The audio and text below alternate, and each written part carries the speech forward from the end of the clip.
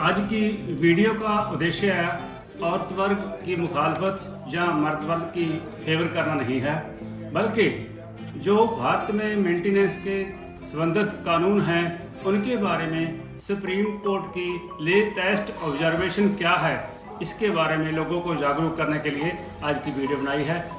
इस वीडियो का पूरा उद्देश्य लोगों में जागरूकता को बढ़ावा देना है। आइए सुनिए हमारी आज की रिपोर्ट।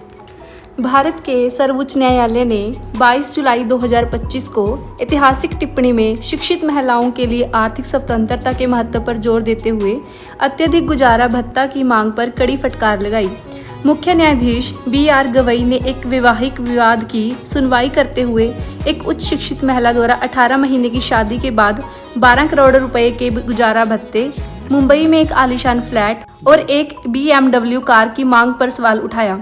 चीफ जस्टिस ने कहा, आप इतनी पढ़ी लिखी हैं, आपको मांगना नहीं, खुद कमा के खाना चाहिए। यह मामला एक उच्च शिक्षित महिला से जुड़े वैवाहिक विवाद से उपजा है, जिसने अपने अलग रह रहे पति से अत्यधिक गुजारा भत्ता पाने के लिए सर्वोच्च न्यायालय का दरवाजा खटखटाया था। याचिकाकर्ता, जिसको इंफॉर्मेशन टेक्नोलॉजी में विशेषज्ञता प्राप्त MBA स्नातक बताया गया है, उनका विवाह हुए मात्र 18 महीने ही हुए थे कि उनके रिश्ते बिगड़ गए। महिला की मांगे अपने दायरे और परिमाण में बहुत ज्यादा अधिक थी।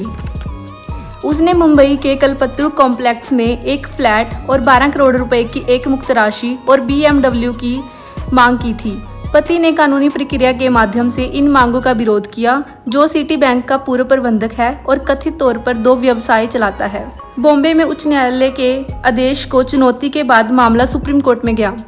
पति द्वारा बॉम्बे उच्च न्यायालय के आदेश को चुनौती देने के बाद यह मामला सर्वोच्च न्यायालय पहुंचा। उच्च न्यायालय बॉम्बे ने इस आधार पर उसे राहत देने से इनकार कर दिया था कि पत्नी को पहले से किए गए समझौते से हटने और अधिक लाभदायक वित्तीय व्यवस्था की तलाश में आपसी तलाक की कार्रवाई से अपनी सहमति वापस लेने का पूर्ण अधिकार है।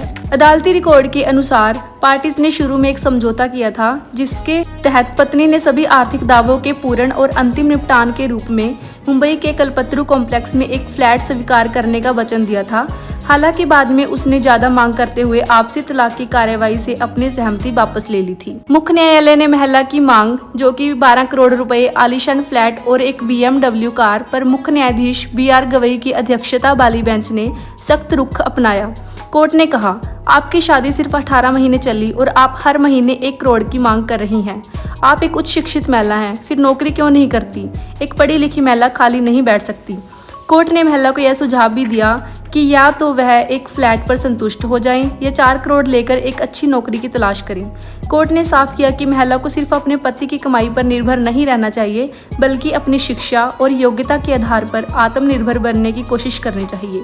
महिला ने अपने बचाव में कहा कि उसका पति सिटी बैंक में मैनेजर है और 2 अन्य व्यवसाय चलाता है। महिला ने आरोप लगाया कि पति ने उसे बच्चा नहीं दिया और उसकी नौकरी छुड़वाई। मानसिक बीमारी स्किज़ोफ्रेनिया का झूठा आरोप लगाकर तलाक मांगा।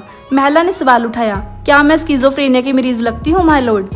उसने यह भी कहा कि उसके खिलाफ दर्ज FIR के कारण उसे कहीं नौकरी नहीं मिल रही। कोर्ट में पति की दलीलें।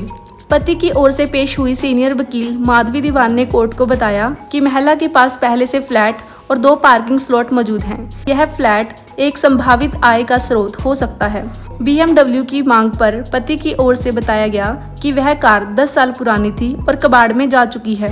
वकील ने यह भी जोड़ा कि महिला इस तरह हर चीज पर मांग नहीं कर सकती। सुनवाई के दौरान कोर्ट ने कहा कि FIR रद्द की जा सकती है, लेकिन महिला को यह समझना होगा कि वह अपने ससुर की संपत्ति पर दावा नहीं कर सकती।